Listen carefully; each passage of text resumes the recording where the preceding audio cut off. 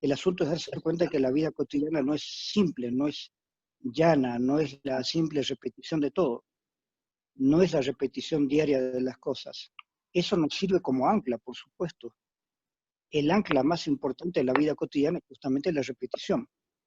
Pero lo importante de la vida cotidiana no es la repetición, es más bien las cosas nuevas que aparecen. Las cosas nuevas que aparecen son aquellas que nos dan la, la importancia del vivir, nos van marcando hitos, nos van marcando el sendero.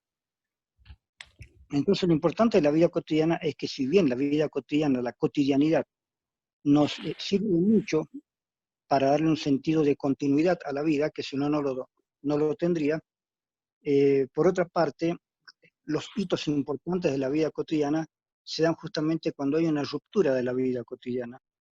No lo conocido, lo que ya sabemos, ¿no es cierto? Eh, por ejemplo, hoy es mi cumpleaños, tendría que ser una ruptura de la vida cotidiana, yo no tendría que estar hablando con nadie, tendría que estar aquí comiendo cosas ricas y nada más. Sin embargo, en ciertos momentos uno piensa que el cumpleaños es una parte de la vida cotidiana normal, o sea, ya no tiene el efecto del acontecimiento como cuando uno es niño, y es el acontecimiento, la torta de cumpleaños, todo aquello. Ya cuando uno es adulto ya no tiene este carácter de acontecimiento así tan fuerte. Por supuesto hay llamadas, hay felicitaciones, pero eso ya es parte de la vida cotidiana. Mi cumpleaños de hoy es parte de la vida cotidiana. O sea, mi día de hoy no tiene que ser muy diferente del de ayer, del de mañana, etcétera, etcétera. No es algo que esté preparado para recordarlo, digamos.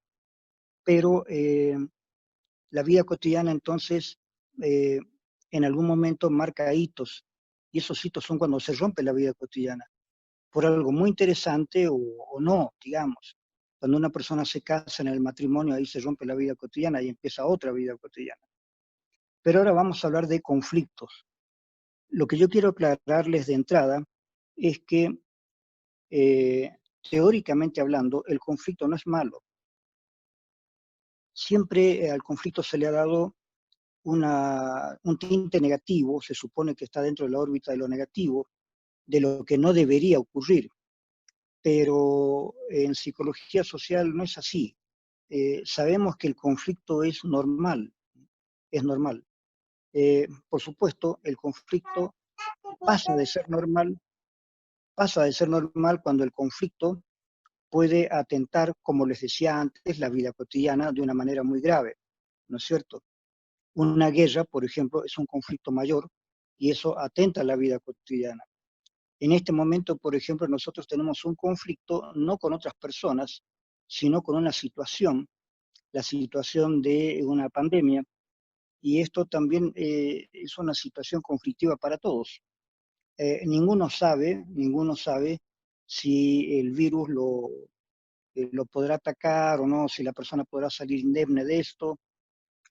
Yo hoy cumplo 74 años, así que sé que tengo que cuidarme, y sé que de todas maneras, aunque me cuide, puede ser que este, me agarre el virus y ahí se acaban todas las lindas clases de Social 2, digamos, ¿no?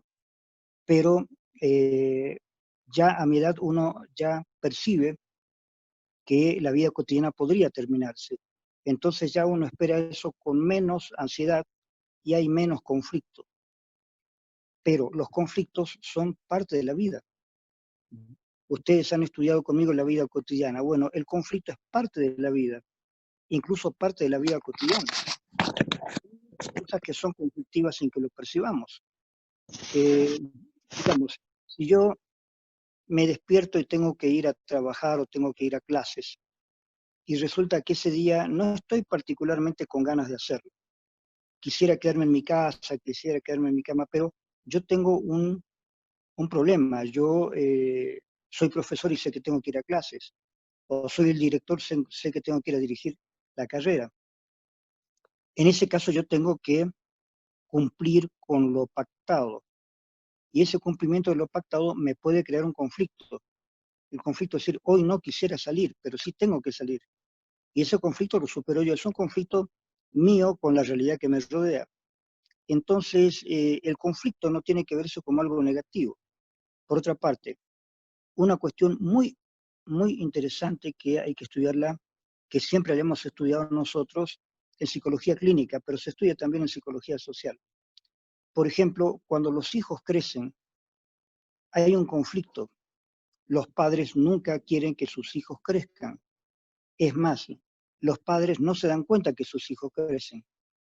Los hijos pueden tener 15 años, 20 años, 25 años, 30 años, y muchos padres creen que sus hijos, son sus hijos obviamente, son los mismos niños que él conoció años atrás, que él hizo crecer, que él cuidó, que él procreó, pero ya no es lo mismo, ya no es lo mismo.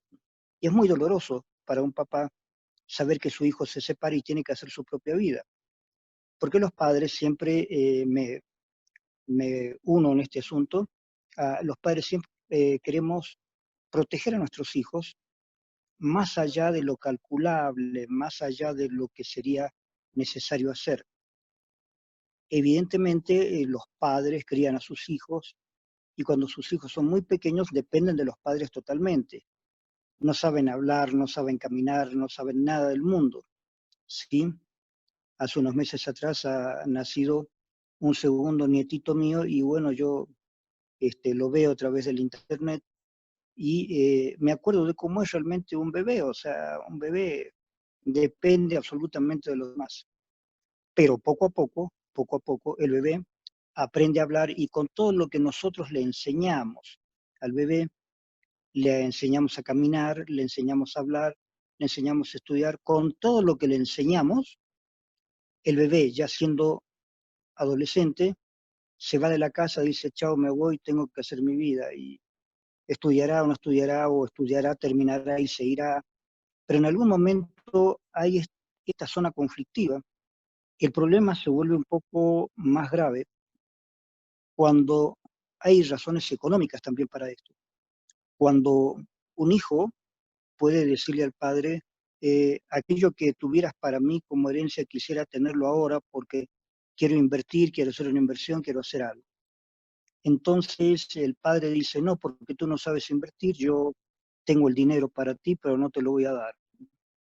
Ahí ya tenemos un conflicto no solo familiar, sino económico. Entonces el conflicto se puede dar hasta en el estilo más familiar, padres e hijos. Por supuesto que esto se da entre parientes. Por ejemplo, una herencia donde hay tierras y por ahí hay alguna persona que dice las tierras que me dieron a mí no coinciden con el terreno que yo debería tener. Entonces hay un lío de terreno, quién es el dueño, quién no es el dueño. Los conflictos, cuando toman un cariz de cierto peligro, de cierto conflicto, ya que incorpora cuestiones económicas, no solamente personales, los arregla un juez. El psicólogo no está llamado a arreglar ninguna clase de conflictos. El psicólogo puede colaborar, pero el psicólogo no es el que soluciona totalmente los conflictos. Hace muchos años atrás, los jueces tenían el problema de que tenían muchos juicios acumulados y no podían seguir otros porque había, por ejemplo, una pareja que se quería divorciar, después decía que no, después decían que sí querían divorciarse, empezaba otra vez el juicio de divorcio y después decían que no, que querían seguir juntos. Este tipo de cosas le ponían los pelos de punta a los jueces porque no les permitía realizar su labor.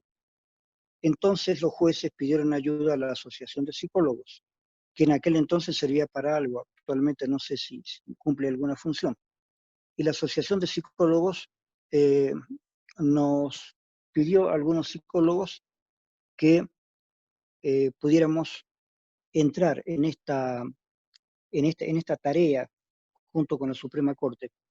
Entonces nos enviaron a cada uno un cierto número de casos de parejas que decían que se iban a divorciar, pero finalmente no lo hacían. Entonces el juez quería un diagnóstico que en este caso tenía que servir de... Entonces el juez comenzaba el juicio. Pero si habían dudas y el psicólogo dice, no, estos no se van a divorciar, entonces el juez no tomaba en cuenta ese caso y seguía con otros casos que eran más rotundos, donde evidentemente sí había peleas y había un divorcio en pleno. Entonces, ojo, los divorcios, esto de que hay una pelea, no es, no es siempre así. Los divorcios no siempre incluyen un problema físico. Los problemas físicos se dan en casos muy particulares, donde las personas ya tienen una infancia y una adolescencia de violencia. Pero hay muchos casos en que no, en que los divorcios son tranquilos. El divorcio no por ser tranquilo deja de ser un divorcio, hay una voluntad de las partes de separarse, pero no todo divorcio implica un conflicto físico, es decir, no implica violencia, no implica golpes, no implica algún peligro físico. Entonces, los casos que yo revisé eran casos de personas que estaban un poco en duda y finalmente, una vez que se resolvía esa duda conmigo, yo enviaba un informe al juez. Esta pareja sí se va a divorciar, proceda, señor juez. O esta pareja no se va a divorciar todavía, señor juez, tenga nomás en veremos este caso porque no se resuelve la pareja. Y eso ayudó mucho al juez, eh, ayudó mucho a que no se pierda demasiado tiempo.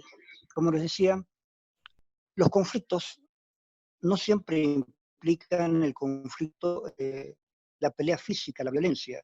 El conflicto no siempre implica violencia, pero el conflicto es conflicto de todas maneras. La adolescencia, como les decía, implica ya un conflicto padres-hijos. Eso siempre va a ocurrir, pero no necesariamente tiene que haber una violencia, que los padres les pegan a los hijos, que haya una violencia de los hijos contra los padres, ¿no? No existe este elemento de violencia, no se llega a ese nivel. Lo que sí, lo que sí se llega puede ser algún elemento de discusión, La discusión ya implica un conflicto, ¿no es cierto?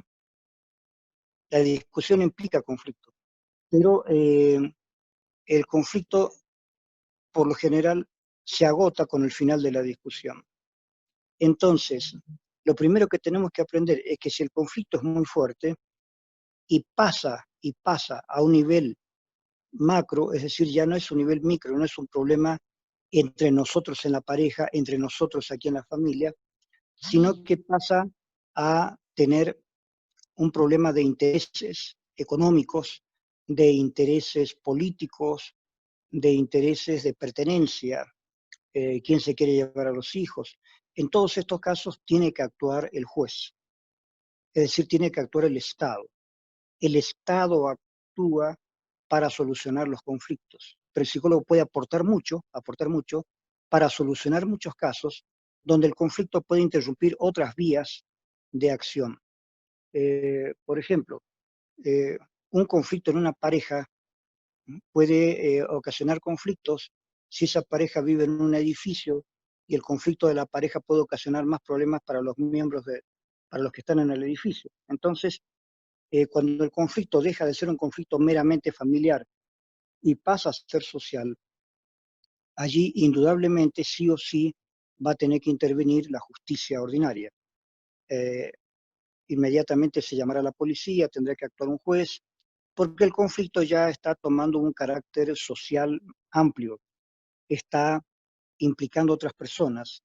Hay muchas personas que se sienten parte del conflicto sin tener nada que ver originalmente. Entonces, en muchos casos el conflicto deja de ser íntimo, familiar, y pasa a ser social. Cuando el conflicto pasa a ser social, ahí sí actúa la justicia. Y les repito, no somos los psicólogos los llamados a solucionar los conflictos en el sentido tradicional. Yo soy psicólogo, soluciono el conflicto y chao, no es necesario el juez. No, el juez siempre es necesario, porque si el juez no actúa, el conflicto sigue latente. En un divorcio, por ejemplo, si no es un divorcio hecho legalmente, el conflicto dentro de esa pareja es latente, va a continuar. Y es necesario la actuación de un juez que ponga cosas muy directas, muy reguladas, para que ese conflicto se termine. Entonces el juez dirá, bueno, usted no puede acercarse a tal persona, usted no puede hacer tales cosas, le está prohibido esto, esto, esto y esto. Entonces, eso ya actúa como un freno para que el conflicto no continúe. Por eso es que el psicólogo lo máximo que puede hacer en esos casos es presentar al abogado un informe, sin que en ese informe necesariamente se develen aspectos íntimos de las personas que han confiado en él. Si yo atiendo una pareja, los atiendo uno por uno y cada miembro de la pareja me informa de una serie de cuestiones y pueden haber aspectos muy íntimos que esa persona no quiere que se develen.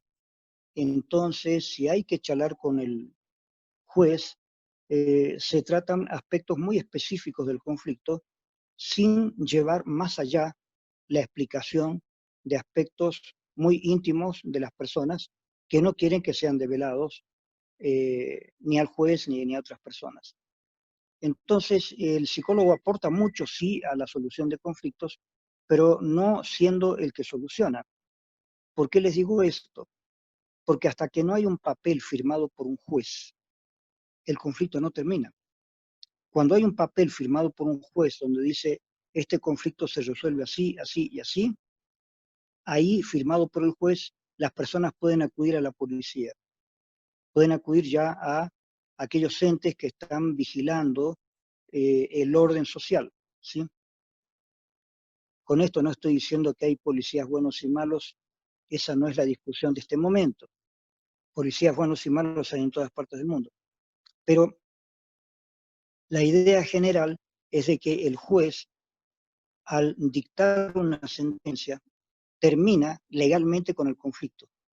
Si cualquiera de esas personas quiere proseguir con el conflicto, entonces ya actúa la justicia. La persona puede ser detenida, puede ser enviada a la cárcel, porque el juez ya dio un límite. Es decir, usted tiene que hacer esto y usted tiene que hacer lo otro. Si alguna de las personas que estaba en conflicto no hace lo que el juez le dijo que haga, bueno, entonces el juez puede actuar. Que el juez dice tiene que meter en la cárcel a esta persona, bla, bla, bla. Así que el conflicto termina generalmente a la mala con un juez. A la buena puede terminar con un psicólogo cuando la pareja está de acuerdo en divorciarse, por ejemplo, y quieren terminar bien su divorcio y acuden a un psicólogo, pero con muy buena predisposición, con buen ánimo, tratando de solucionar cosas, ¿no? Es una buena pareja que no quiere tener saldos emocionales, ¿se dan cuenta? Es muy importante cuando una pareja es muy madura y no quiere que queden saldos emocionales, especialmente para poder cuidar a sus hijos, ¿no es cierto? Los hijos no son culpables de los conflictos de los padres.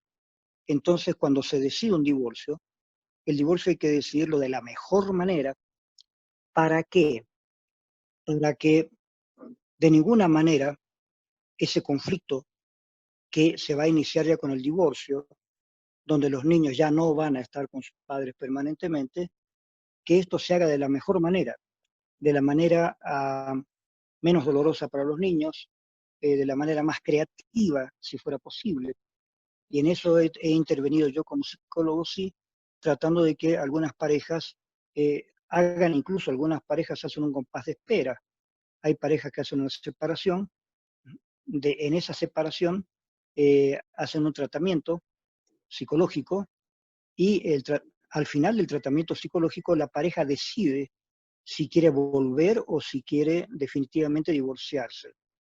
Si la pareja cree que definitivamente tiene que divorciarse, entonces el tratamiento ya es otro. El tratamiento es, bueno, si se quieren divorciar, se divorcian y hay que hacerlo de esta manera, para que no queden huellas, para que no queden, no como la canción, ¿no? Acá el asunto es para que no queden cicatrices, que no queden esas heridas, porque esas heridas que quedan, que no se ven, y en esto es en lo que trabajamos los psicólogos, en las heridas que no se ven, esas heridas ocasionan conflictos muy grandes luego. El conflicto no termina nunca, no termina nunca. Entonces, Los psicólogos actuamos en estos casos, en casos de problemas familiares, en casos de problemas de divorcio. Ahí sí, hay conflictos en los que nosotros podemos intervenir. La intervención psicológica no significa el fin total del conflicto. Cuando hay el caso de los divorcios, como les dije, tiene que actuar un juez. Eh, y cuando hay casos sobre cuestiones económicas, ahí el psicólogo no puede terciar. El psicólogo no puede decir esta persona es la verdadera dueña de estos bienes. En esto no conviene que se meta el psicólogo, ni psicólogo clínico ni psicólogo social. Ahora, supongamos el caso de dos familias que son unidas, son la división de la familia anterior, y se pelean por un terreno, ¿no es cierto? Cada uno de ellos quiere el total del terreno cuando en realidad habría formas de ver que ambos tendrían derecho a una parte del terreno. ¿Qué se hace para esto? ¿Qué es lo primero que yo pienso que hay que hacer en un caso de litigio, en un caso de conflicto? Lo primero que hay que hacer, si uno va a ser el mediador, las características de todo mediador. Primero, el respeto al mediador. Entonces el mediador pone las reglas. Si el psicólogo se asume como mediador, el psicólogo tiene que poner las reglas de juego. El psicólogo tiene que decir cómo va a funcionar aquello, ¿no es cierto? No es que las personas imponen sus reglas, el psicólogo impone sus reglas. Y una de las primeras cosas que el psicólogo impone como reglas es el lenguaje. El lenguaje lo impone el psicólogo. El psicólogo dice, tales palabras están prohibidas, porque esas palabras avivan el conflicto, no dejan que el conflicto termine. Entonces, hay palabras que están prohibidas del diálogo, para que el diálogo pueda surtir. Eh, entonces, el psicólogo pone ya algunas reglas. Entonces, las palabras tienen que ser medidas. Las personas no pueden hablar de cualquier manera, no se pueden insultar, ni siquiera indirectamente. No pueden emplear adjetivos que descalifiquen al otro, mucho menos al psicólogo, porque si una cosa que puede ocurrir muy frecuentemente, si las personas que consultan al psicólogo quieren descalificar al psicólogo, el psicólogo tiene que dar por terminada la sesión. Entonces, lo importante acá es que el psicólogo pone las reglas. Una de las primeras reglas es el lenguaje. El psicólogo pone las pautas del lenguaje que se van a seguir en el diálogo. Ojo, en el diálogo. Si no hay diálogo, hay discusión. El psicólogo tiene que tratar de que la discusión se transforme simplemente en diálogo. Porque si hay discusión, las palabras que surgen son palabras que avivan la discusión. Entonces, cada uno de los miembros del conflicto, las personas que están involucradas en el conflicto, trata de descalificar al otro, de deslegitimarlo, para que el otro ya no tenga ningún argumento en lo posterior. Para que esto no suceda, para que esto no suceda, es el psicólogo el que pone las reglas. El psicólogo pone las reglas. Es, en este caso, si el psicólogo es aceptado como un mediador, el psicólogo pone las reglas del mediador. Y la primera es el lenguaje. Si ustedes aceptan una mediación en un matrimonio que está por divorciarse, una de las primeras cosas importantes, obviamente, es el vocabulario, el lenguaje que se va a usar. Porque si las personas que están utilizando la mediación del psicólogo quieren descalificarse unas a otras, van a utilizar un lenguaje insultante, un lenguaje agresivo, y eso tiene que eliminarse de entrada. Si eso no se elimina de entrada, no hay diálogo, no hay posibilidad de trabajo. Eh, por otra parte, nosotros necesitamos también saber qué fue lo que pasó antes. Por supuesto, hay casos en los que tal vez, casos muy graves, eh, de nivel más allá de un matrimonio, en esos casos a lo mejor no hay tiempo de hacer una historiación. Pero lo mejor para esto, si ustedes tienen un caso de divorcio, por ejemplo, o de conflicto familiar, primero ver a las personas individualmente y que cada cual cuente su historia, a ver si su historia coincide con la historia del otro. Entonces, conocer la historia de un conflicto es muy interesante porque ahí aparece el conflicto, ahí aparece cuándo comenzó el conflicto, cuál fue la verdadera causa del conflicto.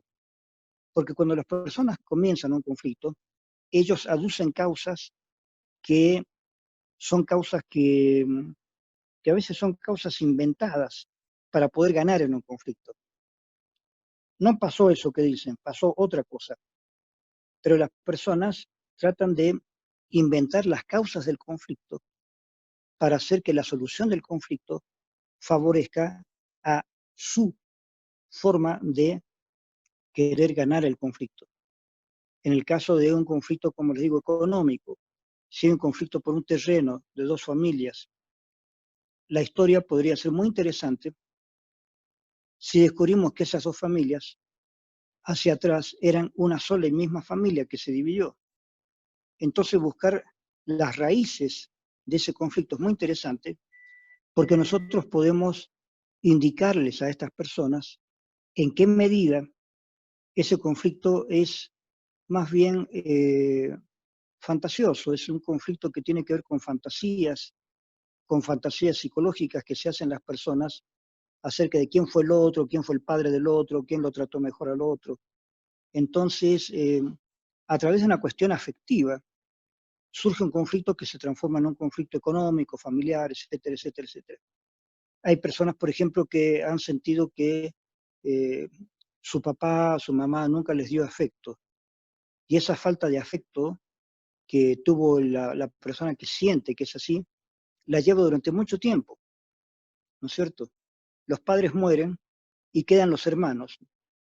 Y aquel de los hermanos que se siente más afectado por sus padres, porque cree que sus padres siempre protegieron a otros de los hermanos y no a él, esa es la persona que se va a transformar en una persona conflictiva. Yo pude presenciar hace un año atrás, 2 años atrás, el caso de una persona, de una familia, una de los hermanos de una familia, que se aprovechó de un error legal, de un error legal. Eh, la mamá en este caso cambió el apellido del papá para los hijos en una sola letra. Y eso hizo que después hubiera una serie de problemas con la herencia. Pero una de las hermanas, se dio cuenta de ese error. Y al darse cuenta de ese error, esta persona fue, sin decirle nada a nadie, a que su apellido fuera el correcto, que no fuera el apellido cambiado por una letra que hizo su mamá.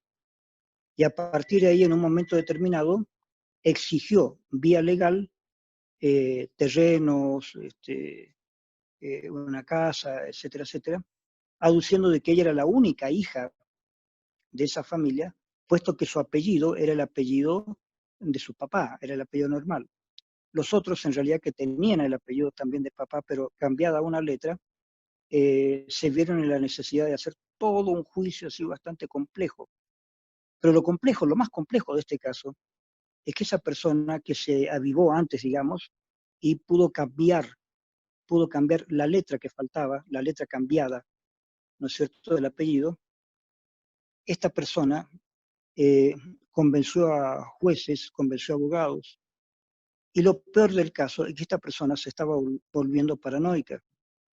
Y esta persona ya, la última vez que yo la vi, tenía ya una paranoia muy, muy desarrollada. En un conflicto ya bastante grave, que prácticamente con policía, etcétera, etcétera, etcétera, eh, en una reunión así de familiar donde esta persona se apropió de la casa a la fuerza y los hermanos querían sacar a esta persona de ahí.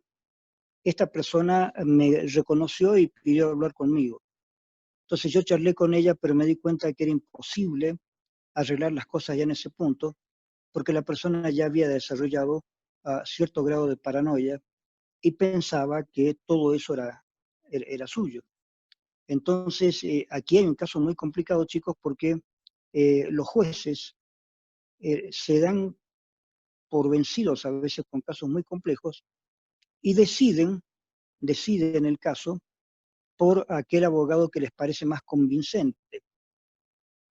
Y lamentablemente, saben, chicos, acá en Latinoamérica, en todo el mundo en realidad, la justicia no es perfecta, ¿no es cierto? Hay jueces que pueden recibir un dinero, pueden recibir alguna digamos, algo que les interese económicamente a ellos, y entonces fallan a favor de la persona equivocada.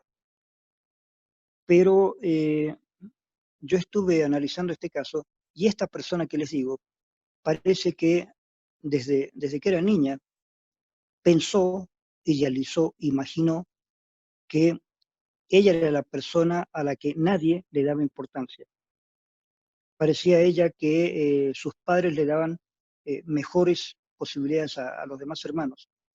Estudiada la cosa objetivamente no era así, nunca fue así. Pero esta persona en algún momento, por algún motivo, se tornó un poco autoexcluida, sin mencionarlo nunca. Y eso fue generando finalmente una paranoia, y esta persona, con mucha lucidez, hizo el cambio de apellido y exigió la posesión de todas aquellas cosas en las que sus padres pudieran tener intereses. Y esto fue un caso grave que creo que nunca se terminó de solucionar bien hasta el día de hoy, pero les muestro cómo puede, si uno no conoce la historia de un caso, cómo puede uno no entender. Uno, escuchando a esa persona, podría creerle lo que dijo. Y escuchando a las otras personas, uno va viendo que no ha sido así. Entonces uno tiene que hacer una historia del caso. Uno no puede creerle a las personas en el momento mismo en que vienen a discutir, porque ya pasó tiempo, ya pasó mucho tiempo para que haya esa discusión. Como pasó mucho tiempo, muchas cosas han cambiado, se han cristalizado, y el psicólogo ingenuo tiende a creer las cosas que les están diciendo en ese momento. No, no es así. Hay que tomar todos los datos posibles y hacer una historia del caso. La historia del caso explica el caso. El caso no está explicado por lo que una persona dice ahora. Incluso ustedes saben que a nivel individual, ninguna persona puede recordar todo lo que le pasó o lo que hizo. Es imposible además a nivel neurológico. Ustedes saben que cuando algunos recuerdos, por algunos motivos, quedan excluidos, el cerebro lo que hace es poner alguna similitud. El cerebro lo que hace es poner símiles, no lo que realmente ocurrió. Puede ocurrir, por ejemplo, chicos, les doy este ejemplo. Yo leí un libro hace muchos años o vi una película hace muchos años y creo recordar aquello, pero no he visitado permanentemente ese libro, no he visto permanentemente esa película, solamente vi esa película una vez hace muchos años, o leí ese libro hace muchos años, y creo recordarlo. Pero resulta que cuando vuelvo a leer el libro después de mucho tiempo, o vuelvo a ver la película, hay muchos pasajes en los que yo no me acordaba. Y no solamente eso, sino que yo recordaba el pasaje cambiado. ¿Qué ocurre? Que el cerebro, cuando no encuentra eslabones, pone eslabones artificiales. El cerebro tiende a crear eslabones para que no se pierda del todo una información, pone eslabones. Esos eslabones el cerebro los pone para llenar algunos vacíos. A cerrar nuestra clase con el siguiente concepto. Todo lo que tiene que ver con conflictos tiene que ver con también la ley, salvo que el conflicto pueda ser resuelto por el psicólogo, que sea un conflicto solucionable a nivel psicológico, pero siempre en un conflicto intervienen varias personas. Entonces, por eso, conocer, primero, poner las reglas de, de la forma de hablar, las reglas del lenguaje, y segundo, por lo menos conocer bien la historia del conflicto si es posible. No siempre es posible, pero la historia del conflicto a veces nos revela detalles muy interesantes. Así que vamos a dejar esto ahí y a partir de ahora vamos a escuchar algunas preguntas, a ver qué es lo que podríamos resolver a través de este medio. Buenas noches, licenciado. Sí, dime. Bueno, yo quería consultarle. Usted en el video ha hablado sobre lo que es la vida cotidiana y en un momento menciona que nosotros estamos en un momento, digamos, importante y que podemos ser partícipes de lo que está sucediendo. Entonces, en esta situación que se ha dado de la pandemia, algo peculiar pasa en nuestro país, ¿no? Usted también ha mencionado de que la política atraviesa todas las ciencias.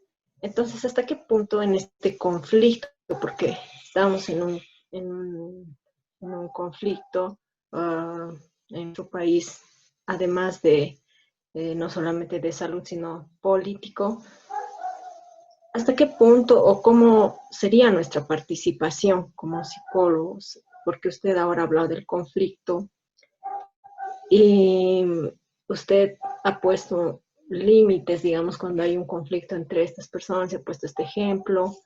Entonces, mi pregunta, ¿cómo tendría que ser nuestra participación en este conflicto y en esta realidad que que se está dando en nuestro contexto?